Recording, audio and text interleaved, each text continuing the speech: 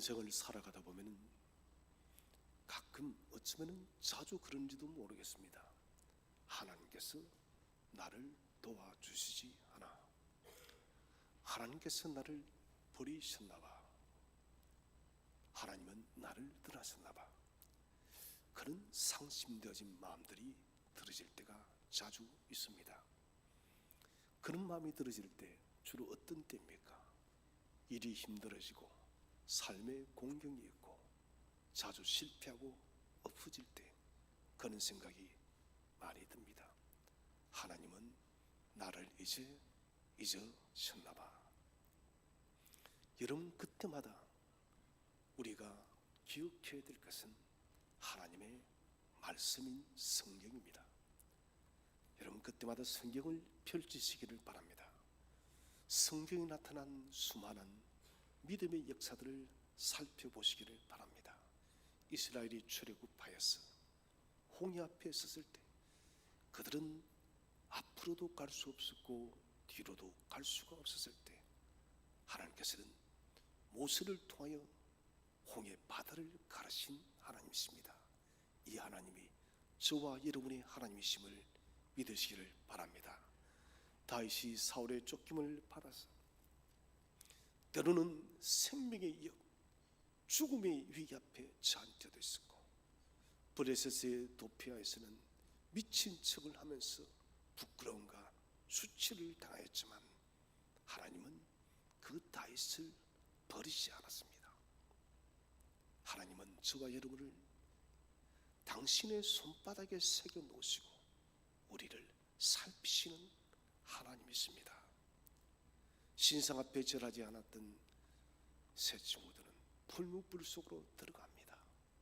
이제는 모든 것이 끝이 났구나, 이제는 죽었다라고 생각했지만 우리 주님이 그 풀무 가운데 이미 임재해 계셨습니다.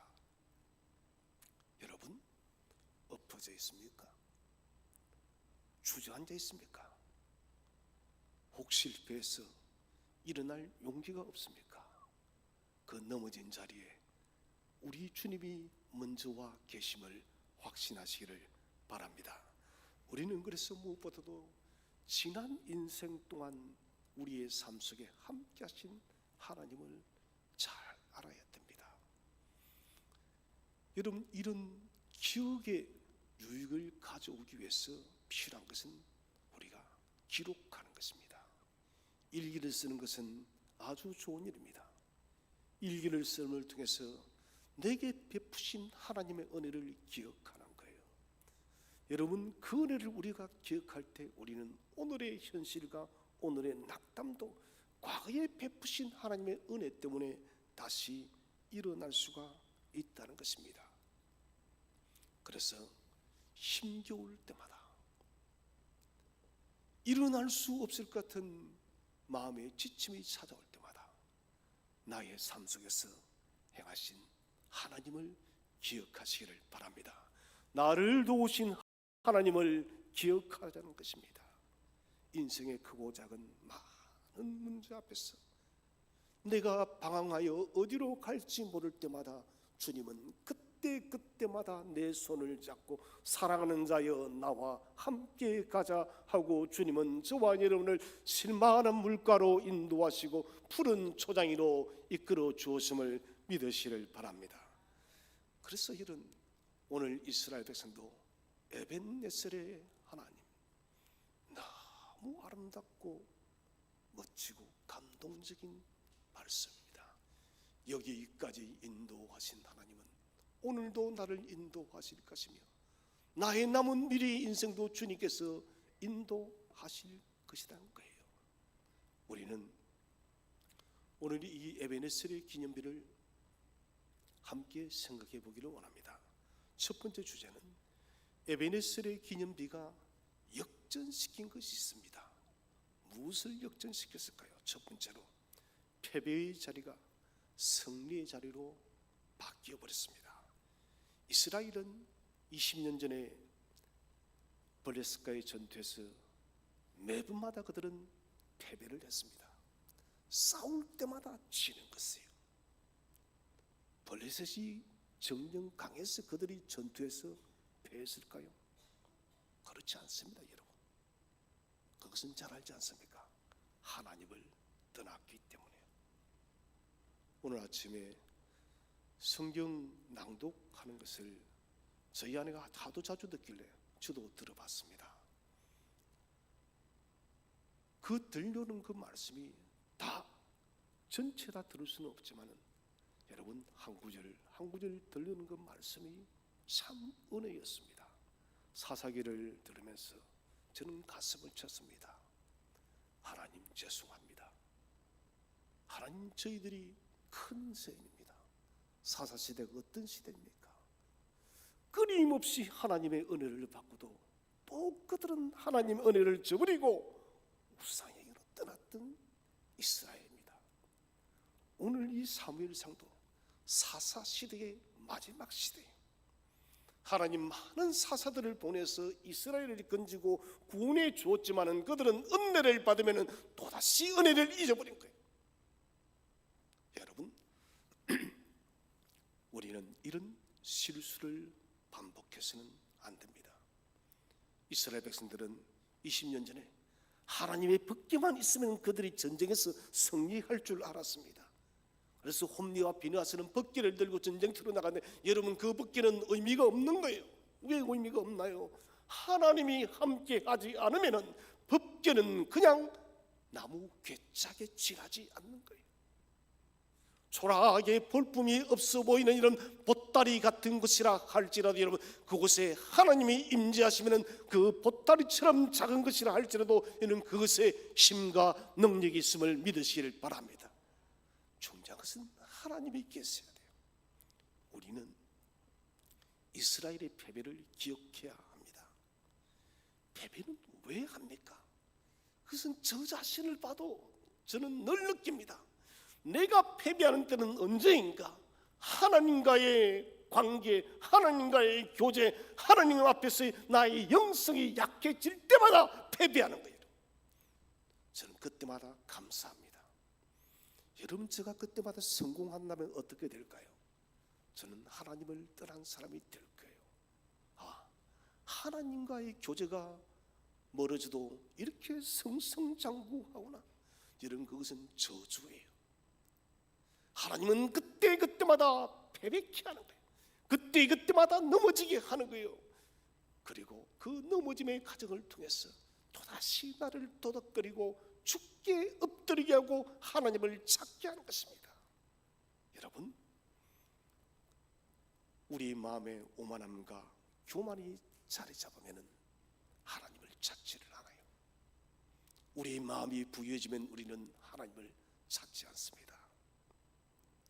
이스라엘은 블레셋의 이 침략과 압제 앞에서 오랜 세월을 고통을 당하다가 드디어 그들이 7장 2절에서 변화가 일어납니다.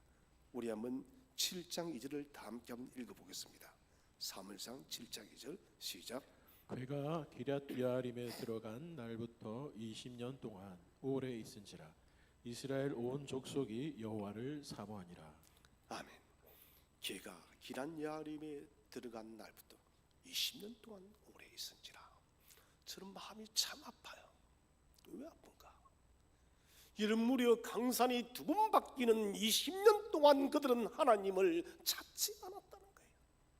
어떻게 여러분 그렇게 살 수가 있겠습니까? 그런데 그 모습은 바로 저와 여러분의 삶들이에요. 현대인들의 여러분 신앙생활은 좀 종교생활화 되어져 버렸어요. 그냥 한 주간을 세상과 함께 묻혀 살다가 주일이 되지만 습관적으로 교회에 나오는 것입니다. 여러분 이 속에는 하나님에 대한 사모함이 없습니다. 저와 여러분의 이런 심령 속에 진실로 참된 마음으로 참으로 겸허한 마음으로 참으로 겸손한 마음으로 참으로 낮아진 마음으로 여호와를 사모하시기를 바랍니다. 여호와를 진실로 사모해야 됩니다. 이스라엘이 교만을 버리고 낮아지니 그들이 하나님을 사모했다는 것입니다. 사모하면서 삶의 변화가 나타납니다. 하나님 이제는 우리가 우상을 섬기지 않겠습니다. 이제는 말씀을 따라 살아가겠습니다. 회개하면서 하나님을 찾습니다. 그리고 그 시대에 대사사했던 사무엘에게 우리를 위해서 기도해 주세요. 우리를 위해서 기도해 주세요. 이스라엘 백성들은 하나님을 붙들고 그리고 사사 사무엘에게 중보의 기도를 요청한 것입니다. 여러분, 하나님을 붙들 때 기적이 일어남을 믿으시기 바랍니다. 하나님을 붙들면 기적이 일어나는 거예요. 실패를 역전시키는 모든 그 힘은 뭐냐? 전능하신 하나님의 개입이에요. 실패의 원인을 분석해 봤습니다. 이스라엘이 가만히 분석하고 기도하며 생각해 봤더니 우리의 실패의 원인은 다른 어떤 것이 아니라 하나님을 떠나 있었구나. 생각의 주머니에 떨어져 있었던 실패의 여러 조각조각들을 모아봤더니 하나님을 떠나 있다는 거예요. 여러분, 이것은 모든 시대를 아울러서 똑같은 문제예요.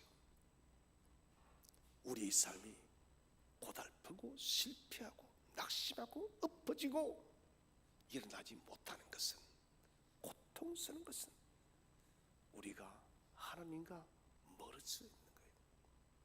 우리가 하나님을 기쁘시게 하는 삶을 살지 못하는 거예요.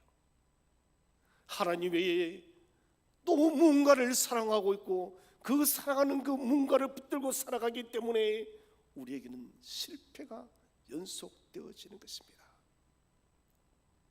사랑하신 성도 여러분, 넘어질 때마다 하나님 앞에서 깊이 생각하시기 바랍니다. 그리고 넘어진 그 이유들을 끄집어내어서 하나님 앞에 내어놓으십시오. 하나님, 내가 엎어졌습니다. 하나님, 내가 넘어졌어요. 하나님, 내 상처를 치료해 주세요. 내가 이제 당신을 붙듭니다. 당신께로 다시 돌아왔으니 하나님, 나를 붙들어 달라고 기도하자는 것이죠. 우리는 하나님을 붙들어야 돼요. 실패한 베드로, 이 사람이 어떤 사람인가요? 잘 알지 않습니까? 그는 예수님의 제자 중 수제자였습니다. 가장 마음이 뜨거웠던 사람이었죠. 그러나 주님을 배반할 때는 가장 치명적이었습니다. 가룟 유다 다음으로 주님을 모른다고 맹세하고 부인하고 저주까지 한 사람이 베드로입니다. 그러나 베드로는 다시 일어났습니다. 주께서 네가 나를 사랑하느냐라는 그 세 번의 물음 앞에 자신의 실패와 자신의 넘어짐의 원인들을 발견하고, 주님, 당신을 사랑한 줄을 당신만이 아시나이다 라고 고백하며 그가 다시 일어날 수 있었던 거예요. 여러분, 주님을 붙드시기를 바랍니다. 주를 붙들 때 다시 일어날 수 있음을 믿으시기를 바랍니다. 두 번째로, 죄와 슬픔의 시간을 용서와 기쁨으로 만들었습니다. 20년 전에 그들이 하나님을 등지고 죄된 삶을 살지 않았다면 얼마나 좋았을까요? 그러면 그들은 블레셋의 고통을 당하지 않았을 것입니다. 좀 더 거룩하게, 좀 더 경건하게, 좀 더 하나님을 섬기는 마음으로 그들이 살았다면 그들은 20년 동안 블레셋의 고통을, 침략을 당하지 않았다는 거예요. 그런데 하나님을 떠난 그들의 죄로 인해서 그들은 심각한 고통, 아픔을 당했다는 것입니다. 이스라엘의 반역으로 엘리 대제사장은 목이 꺾어져서 죽었습니다. 홈리와 비나스는 전쟁터에서 죽었습니다. 엘리의 며느리는 아이를 해산하면서 무엇을 합니까? 아가보시랍니다. 아가보시는 것은 하나님의 영광이 드러난다. 여러분, 세상의 신정국가에 하나님이 세운 나라에 이것보다 슬픈 말이 어디에 있나요? 아가보시라, 하나님의 영광이 떠났다. 하나님의 사람인 저와 여러분에게, 하나님의 성전인 저와 여러분에게 하나님의 영광이 떠나는 것보다 여러분 슬픈 비극은 없는 것이에요. 여러분, 하나님의 영광이 떠나면 우리는 모두가 망한 존재가 되는 거예요. 아가봇이라는 이름은 이스라엘의 20년 전에 그 영적 상태를 말해주고 있다는 것입니다. 하나님의 영광이 떠나니 적들이 공부를 수탈해 갑니다. 도시는 점점 무너져 갑니다. 이런 세월을 그들은 20년을 보냈다는 것입니다. 사라진 성도 여러분, 죄로 얼룩진 그들의 삶은 슬픔과 고통만 있었어요. 좀 우리가 현대적인 말로 표현해보자면, 우리가 하나님을 떠나 산다면 언제나 여러분 우리는 고통과 눈물과 실패밖에 없다는 것이에요. 지금 내 인생이 하나님 없이도 성성장구하는 것 같습니다. 천만의 말씀요. 여러분, 높이 올라갈수록 떨어지는 고통이 크다는 것을 기억하시기 바랍니다. 높이 올라가더라도 하나님과 함께 올라가시기 바랍니다. 하나님과 함께 올라가야 돼요.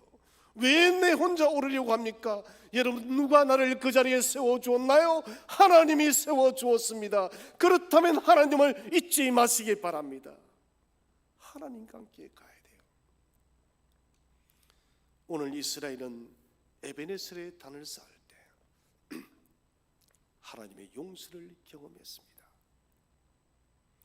여기까지 도우신 하나님, 과거의 절망과 슬픔이 감사로 변화되어졌습니다.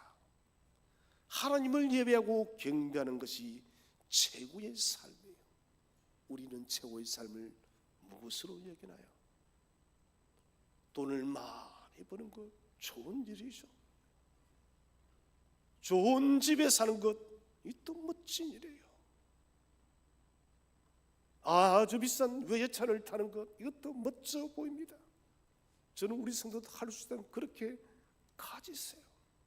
그러나 여러분, 그것이 최고의 삶은 아닙니다. 세상은 그것이 최고의 삶이라고 하는데, 성도에게 있어서, 하나님의 언약의 백성에 있어서 최고의 삶은 다른 것이 아니라 하나님을 예배하고 하나님을 높여드리는 것이 최고의 삶임을 확신하시기 바랍니다. 이것이 여러분 절대적이라는 것이에요. 오늘 에베네셀의 위대한 기념비가 왜 어떻게 세워졌습니까? 이스라엘이 하나님을 만나고 하나님을 높이고 하나님을 경배하였더니 하나님이 슬픔을 기쁨으로 역전시켰다는 것입니다. 하나님을 찾으십시오, 여러분. 우리는 정말 세밀하게 열심히 찾아야 됩니다. 하나님을 찾을 때 하나님은 넉넉히 용서하시는 하나님이요. 오늘 아침에 사사기를 듣다가 이 마음 저는 그대로 느꼈습니다. 하나님은 참 마음이 너무 좋으신 분이시야. 너무 마음이 좋으셔. 하나님의 은혜를 얻고도 또 돌아서서 범죄한 사람을 하나님은 내팽개치지 않더라는 거예요. 또 사사를 보내서 또 구원하시는 하나님. 고멜을 보세요, 여러분. 음란한 고멜, 우리들이 그렇게 그가 음란한 생활을 해도 다시 끌고 와서 하나님은 은혜를 입히기를 원하시는 거예요. 우리가 여러분 하나님을 떠나실 때 하나님 마음 딱 하나입니다. 우리를 끌어왔으라도 하나님의 자녀 삼고 하나님의 복을 주기를 원한다는 거예요. 유명한 신학자 아더 핑크는 이런 말을 했습니다. 회개를 멈춘 그리스도인은 성장하기를 포기한 그리스도인이다. 여러분 깊이 생각하셔야 됩니다. 회개를 하지 않는 사람은, 회개를 하지 않는 그리스도인은 그리스도 안에서 성장하기를 포기한 것이에요. 회개한다는 것이 무엇입니까? 자신을 하나님 앞에서 다시 돌이키는 거예요. 저는 우리 그리스도인의 신앙이 작심삼일이어도 좋습니다. 여러분, 작심삼일이 계속하면 연장되어집니다. 작심 6일이 되어지고 작심 한 달이 되는 거예요. 우리가 이런 작심삼일의 마음으로 하나님을 섬긴다 할지라도 하나님은 우리가 엎어져 돌아오면 또다시 우리를 품어주시는 하나님이심을 믿으시기 바랍니다. 자신의 삶을 하나님 앞에 돌이키며 눈물을 흘릴 수 있는 사람, 이 사람이 복이 있는 사람이에요. 오늘 큐티 말씀 주일에 애통하는 자는 복이 있다 했습니다. 나의 죄된 모습과 나의 잘못된가, 나의 어리석음과 나의 정욕과 나의 욕심, 나의 시기, 나의 다툼, 나의 죄된 모든 것들 때문에 주 앞에 애통하는 자가 복이 있음을 믿으시기 바랍니다. 주님은 그때마다 우리를 책망하는 것이 아니라 얘야 그래, 그럴 수 있어, 너희가 실수가 많아, 그래도 너희들은 내 자녀야, 내 아이야, 이렇게 말씀하는 거예요. 두 번째 주제로 우리 생각할 것은 에베네셀의 역사를 만들기 위해서 취한 이스라엘의 행동입니다. 첫 번째로 참된 믿음으로 하나님 앞에 경배했습니다. 어린 양의 제물을 태워 주 앞에 올렸다랍니다. 어린 양은 누굽니까? 생명의 주 예수 그리스도입니다. 양이 태워져서 우리 하나님께서 흠양하시는 것은 제물의 향기를 흠양하는 거예요. 우리가 주 예수의 이름으로 우리의 죄를 잡았고 주께로 돌아올 때 우리 성부께서는 성자의 십자가로 인해서 십자가의 향기로 저와 여러분을 연락하심을 믿으시기를 바랍니다. 아무리 우리 허물이 깊다 할지라도 십자가 앞에서는 성부도 외면하지 못하는 거예요. 왜요? 너무 위대한 헌신을 성자께서 하셨기 때문에.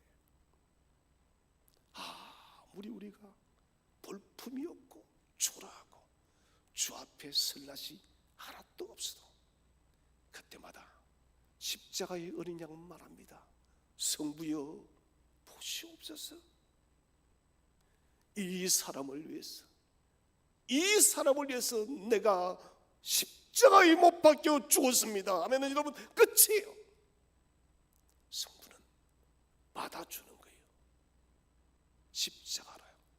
십자가의 그 위로 제물을 드린다는 것은 하나님에 대한 믿음이에요. 이것은 더 이상 세상을 섬기지 않겠다는 것입니다. 이스라엘의 생명과 이스라엘의 미래와 이스라엘의 모든 것이 오직 하나님께만 있다는 것이 제물을 드리는 거예요. 오늘 저와 여러분도 예배 시간에 저와 여러분이 제물이 되었음을 믿으시기를 바랍니다.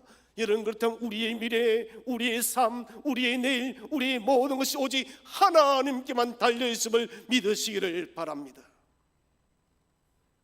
십자가 대속의 제물이 되심으로 우리에게 생명의 구원이 되신 예수 그리스도, 오늘 이스라엘 미스바의 현장에서는 어린 양이 제물로 태워졌다는 것입니다. 우리 속에 이루어진 위대한 승리 예수 그리스도로 인해서 하나님에 대한 이스라엘의 믿음이 제사, 경배로 나타나고 있습니다. 여러분, 믿음으로 드리는 제사는 즉각적인 반응이 나타납니다. 우리 한번 성경을 읽어보겠습니다. 7장 11절입니다. 시작. 사무엘이 돌을 취하여 미스바와 센 사이에 세워 이르되 여호와께서 여기까지 우리를 도우셨다 하고 그 이름을 에베네셀이라 하니라. 7장 11절입니다. 11절을 다음 읽겠습니다. 시작. 이스라엘 사람들이 미스바에서 나가서 블레셋 사람들을 추격하여 뱃갈 아래에 이르기까지 쳤더라. 아멘. 20년 동안 단 한 번도 이겨보지 못한 블레셋 군대입니다. 이번에 아시안 게임 때 우리 여자 테니스 안서영 선수입니까? 그 세계 랭킹 1위였던 그 중고의 선수, 물론 지금은 세계 3위지만 단 한 번도 이겨보지 못한 선수였어요. 그런데 이겨내었습니다. 여러분 마찬가지예요. 마찬가지예요. 우리가 하나님을 의지하면 우리가 단 한 번도 이기지 못했다 할지라도 승리할 줄로 믿으시길 바랍니다. 20년의 초롱성 같은 블레셋이 하나님 앞에서 무너진 것이에요. 여러분, 세상을 무너뜨리는 것은, 세상을 이기는 것은 우리의 힘과 우리의 지식과 우리의 능력에 있는 것이 아니라 오직 전능하신 하나님의 능력에 달려있음을 믿으시기를 바랍니다. 얼마나 신난 일입니까? 미스바에 나가서 블레셋 사람들을 추격하여 뱃갈 아래에 이르기까지 쳤더라. 블레셋 20년의 원수를 지금 갚고 있다는 것입니다.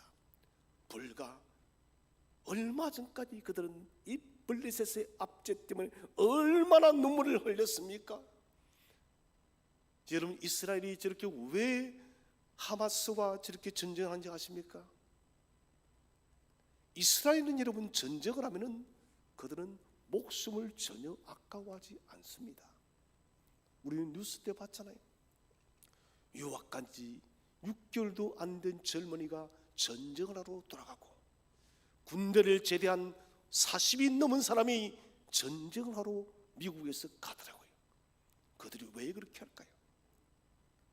그들은 전쟁의 패배가 얼마나 비극적인지 알았기 때문에, 나라 없는 서름이 얼마나 큰지를 알았습니다. 그게 언제입니까? 히틀러 시대요.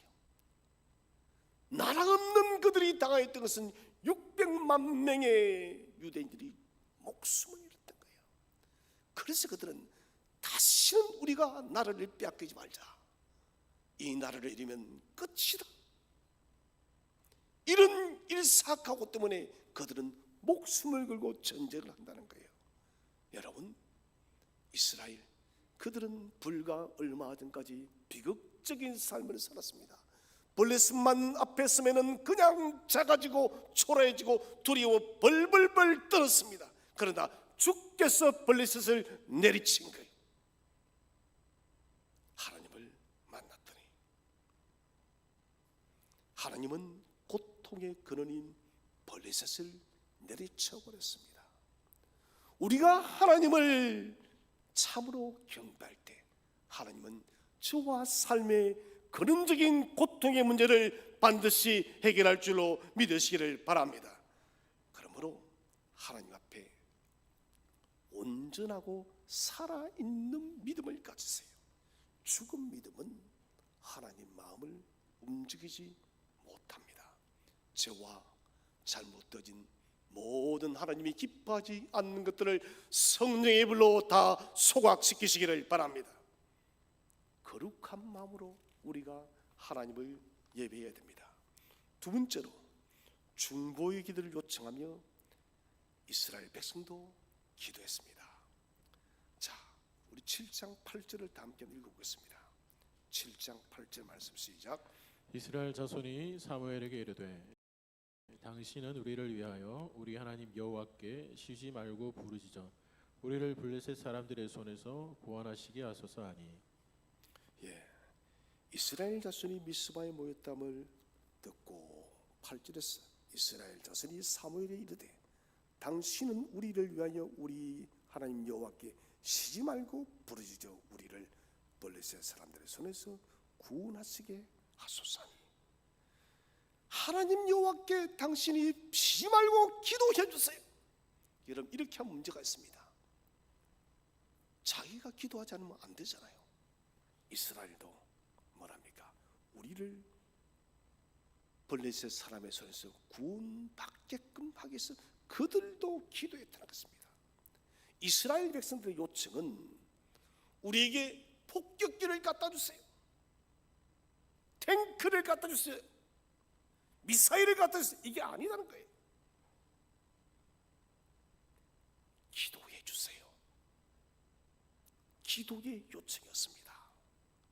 우리를 위해서 쉬지 말고 부르짖어 주세요. 여러분, 이것이 오늘날 저와 여러분이 사는 이 시대도 이것이 여러분 정답이라는 것을 확신하시기 바랍니다. 여러분, 우리의 삶을 위해서 무엇이 여러분 근원적으로 우리의 삶을 해결할까요? 돈도 여러분, 지식도 건강도 다 부분적일 뿐입니다. 여러분, 우리를 위해서 기도하는 대제사장 예수 그리스도께서 저와 여러분을 위해서 쉬지 않고 기도하는 것이에요. 여러분, 주님이 기도하는 거예요. 우리 한 사람을 위해서. 오늘도 당신은 보좌 우편에서 저와 여러분을 위해서 기도하고 있음을 믿으시기 바랍니다. 그렇다면 우리도 여러분 기도하시기 바랍니다. 주님이 기도하시는데 왜 우리는 기도하지 않나요? 참, 이것은 넌센스이지 않습니까? 예수님이 어떤 분이십니까? 하나님이십니다. 하나님이신 예수님도 기도를 하시는데 우리가 대체 무엇이라고 기도하지 않는 거예요? 오늘 살아계신 성도 여러분, 기도의 영성을 회복하시기를 바랍니다. 기도의 시간을 확보하시기를 바랍니다. 주께 엎드리시기를 바랍니다. 기도한다는 것은 이 전쟁의 성패는 하나님께 달려있다. 하나님의 마음을 움직이는 길은 오직 기도밖에 없다는 것입니다. 사무엘이 기도할 때 이스라엘도 기도했습니다. 희생의 제물을 드리는 속에는 반드시 소망의 기도가 동반이 되어집니다. 예배도 마찬가지입니다. 우리가 희생 예배를 올려드릴 때 여러분, 소망의 기도가 같이 올라가야 됩니다. 기도 없는 예배는 무기력할 수밖에 없습니다. 기도가 동반된 예배는 능력이 임할 줄로 믿으시기를 바랍니다. 오늘 이스라엘의 승리는 기도라는 것을 제외하고는 생각할 수가 없습니다.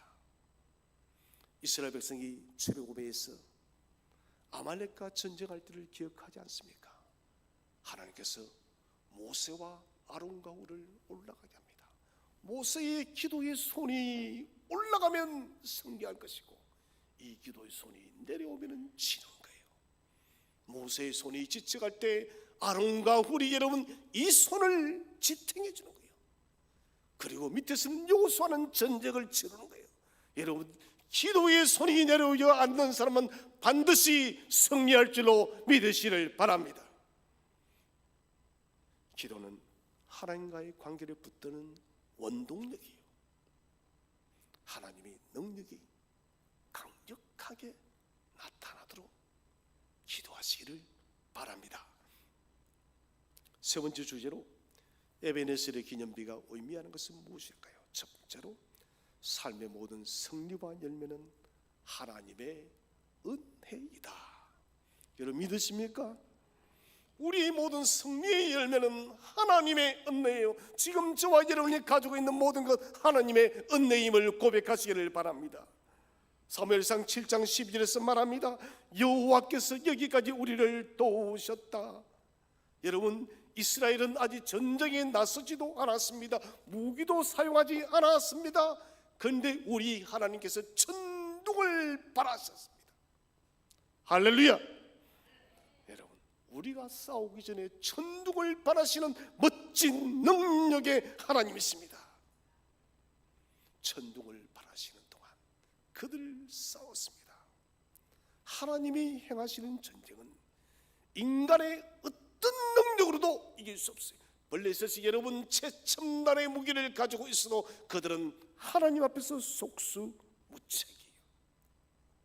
지금 전 세계가 나라마다 전쟁을 준비하며 무기로서 채우고 있는데요, 여러분 우리나라도 마찬가지예요. 여러분, 그것이 나라를 지키는 것이 아닙니다. 우리가 기도할 때 하나님의 오른손이 이 민족을 지킬 줄로 믿으시기를 바랍니다. 기도가 무기예요. 하나님께서 블레셋을 흩기 시작합니다. 이제 이스라엘 백성이 일어납니다. 하나님께 다 일 다 하신 거예요. 말 그대로 하나님께서 크게 역사해서 휩쓸어 놓고 그 다음에 여러분 넘어진 자들을 죽이는 일만 남은 거예요.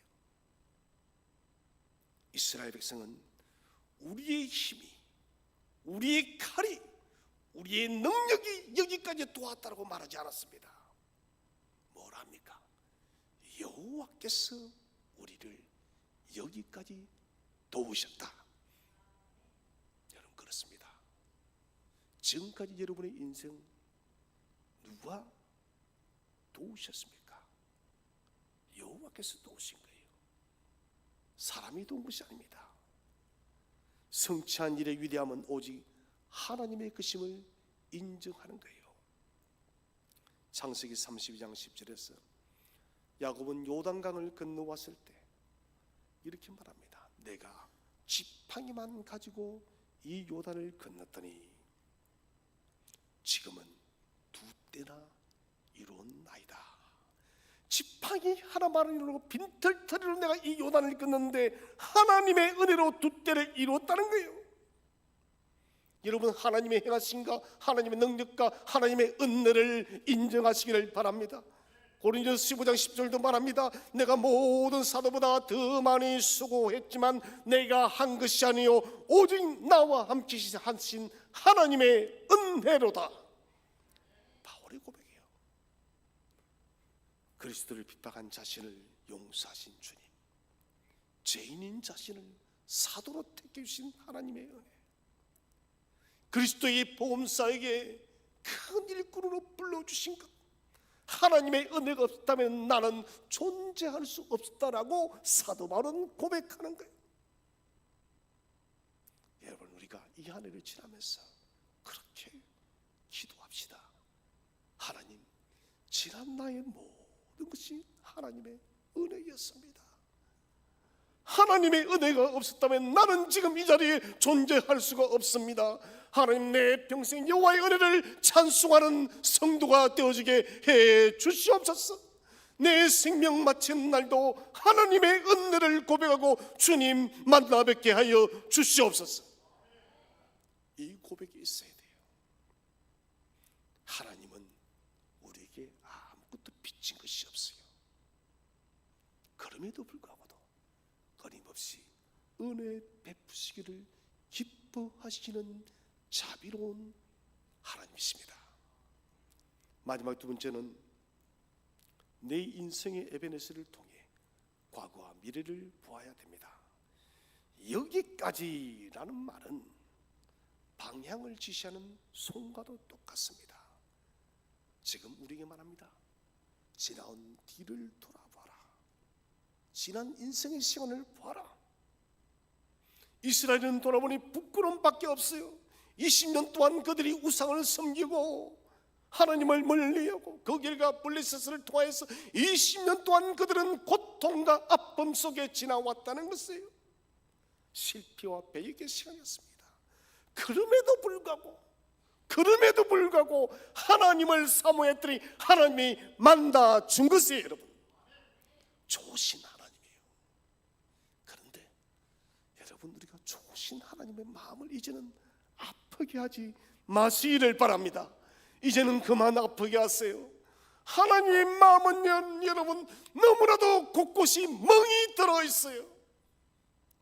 우리가 여러분 하나님 마음에 대못을 박은 지가 한두 번이 아니라는 것을 그때마다 깊은 못자국이, 멍자국이 하나님의 가슴속에 새겨지는 거예요. 이제는 대못을 박는 성도가 아니라 감사와 경배와 존귀를, 영광을 돌려드리는 저와 여러분이 되시기를 바랍니다. 회개와 하나님께 부르짖을 때 도우시는 하나님, 지난 모든 삶 세월의 통로를 통해서 바라보니 여기까지 도왔다. 그 길 속에서 하나님의 자비와 성실하심을 보아야 된다는 것입니다. 우리도 마찬가지예요. 지나왔던 인생의 모든 길의 과정을 통해서 우리는 하나님의 성실과 하나님의 자비와 하나님의 은혜를 보아야 된다는 거예요.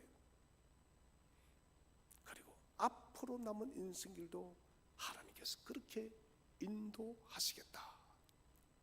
특별히 다가올 이런 지난 과거와 비교할 수 없는 영원한 하나님 나라가 기다리고 있음을 믿으시를 바랍니다.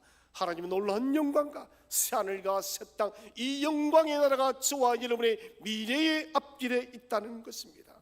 하나님은 오늘까지 우리를 도우셨습니다.